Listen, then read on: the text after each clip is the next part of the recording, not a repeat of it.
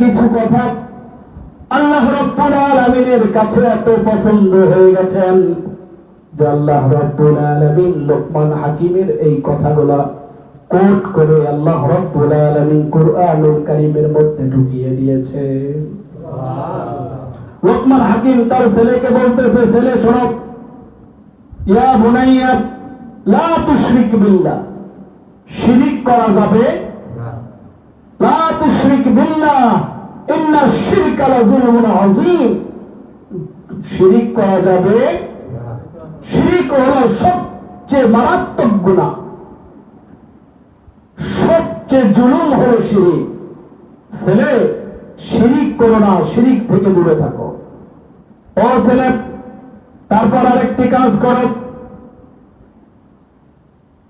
ইয়া বুনাইয়া আকিমিস সালাতা ওয়া'মুরু বিল মা'রুফি ওয়ানহাউ আনিল মুনকার ওয়াসবির আলা মা আসাবাক ইন্না যালিকা মিন আযমিল উমুর। আল্লাহু আকবার।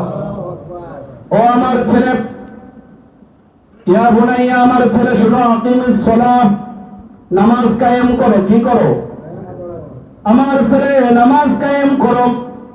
ওয়া'মুরু বিল মা'রুফ, সৎ কাজে আদেশ করো। কি করো? ও আমার ছেলে, নামাজ কায়েম করো, সৎ কাজে মানুষদেরকে আদেশ করো, অসৎ কাজ থেকে মানুষদেরকে নিষেধ করো। খারাপটাকে খারাপ বলো, ভালোটাকে ভালো বলো, সৎ কাজে আদেশ করো, অসৎ কাজ থেকে মানুষকে নিষেধ করো। এবং যতই বিপদ আসুক না কেন আল্লাহর প্রতি ধৈর্য ধারণ করো। আল্লাহু আকবার। যতই বিপদ আসুক না কেন আল্লাহর প্রতি ধৈর্য ধারণ করো। এক নাম্বার কি বলেন? বলেন না। এক নাম্বার সালাত কায়েম করো। কি করো? এক নাম্বার সালাত কায়েম করো। দুই নাম্বার সৎ কাজে আদেশ করো। তিন নাম্বার অসৎ কাজ থেকে মানুষদেরকে নিষেধ করো। চার নাম্বার, যতই বিপদ তোমার উপরে আসুক না কেন সমস্ত বিপদ বালা মুসিবতে আল্লাহর প্রতি ধৈর্য ধারণ করো। সবর সবর করো, ধৈর্য ধারণ করো। পৃথিবীর কোন মানুষকে আপনি আপনার মনের দুঃখ কষ্ট বুঝিয়ে আপনার কোনো লাভ হবে না। পৃথিবীর মানুষকে আপনার দুঃখ কষ্ট বুঝিয়ে কোনো লাভ হবে না। আপনি যদি কোনো দুঃখে পড়েন, কোনো কষ্টে পড়েন, কোনো মানুষকে বলেন, ভাই আজকে আমার কষ্ট হয়েছে, আমার বাড়ির মধ্যে খাবার নাই, পরনে পোশাক নাই, বউটা না খেয়ে আছে, সন্তানগুলো না খেয়ে আছে, ঠিক ওই সময় ওই লোকটা আপনাকে বলবে, আহা আহারে ভাই, তুমি এতটা কষ্টের মধ্যে আছো, এতটুকু বলবে, আপনাকে এক মুঠ চাল দেবে না, একটি টাকা দিয়ে আপনাকে সাহায্য করবে না। আপনার ওখান থেকে যখন লোকটা দূরে কোথাও চলে যাবে, ওই আপনাকে নিয়ে সেই লোকটা ঠাট্টা মস্করা করতে থাকবে। কথা বলেন ঠিক কিনা? এই অমুকের না খাইতে পারে না, পড়তে পারে না, এ চাল চলন দেখলে জমিদারি ভাব। কথা বলেন, আপনাকে নিয়ে ঠাট্টা করবে, মস্করা করবে। ওই সময় আপনাকে সুন্দর করে আপনার দুঃখ কষ্টগুলো শুনবে, মনোযোগ দিয়ে শুনবে, আহা বলবে, আহা।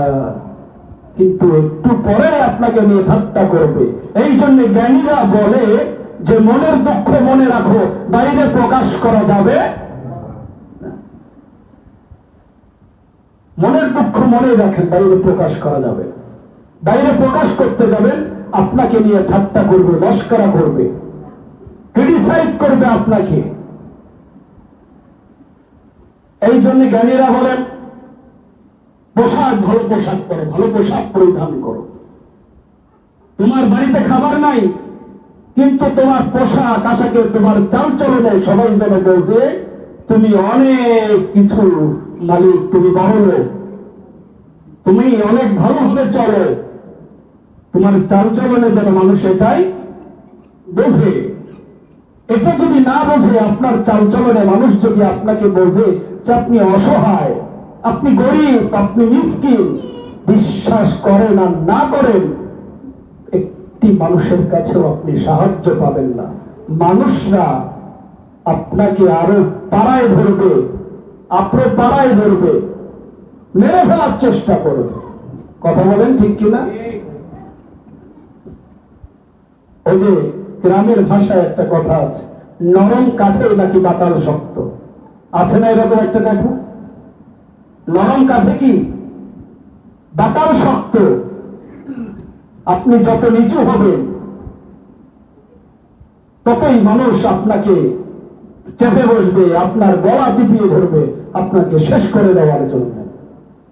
সম্মানিত হাজিরিন, এই জন্য পোশাক আশাকও ঠিকঠাক মতো ভালো পোশাক পরতে হবে। ভালো পোশাক পরাও রাসূলের সুন্নাহ, কি বলেন না? ভালো পোশাক পরা রাসূলের সুন্নাহ। শেখ সাদির একটা গল্প মনে পড়ে গেল, বলবো? চলে বলেন না, বলবো? শেখ সাদি একদিন এক দাওয়াতে চলে গেলেন। দাওয়াতের বাড়ির মধ্যে খাওয়ার জন্য চলে গেলেন, দাওয়াত খাওয়ার জন্য আসলেন। সবাই বসছে, সবাইকে প্লেট দিচ্ছে, কিন্তু শেখ সাদিকে কোনো প্লেট দেয় নাই, কোনো খাবার দেয় নাই।